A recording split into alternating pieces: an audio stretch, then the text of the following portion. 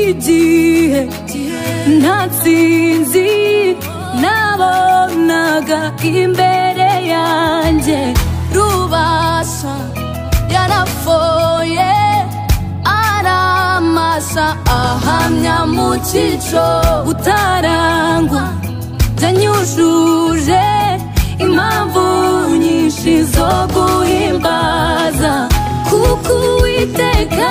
wanjye yafashe igikundiro cye agitegekesha itangiriro nari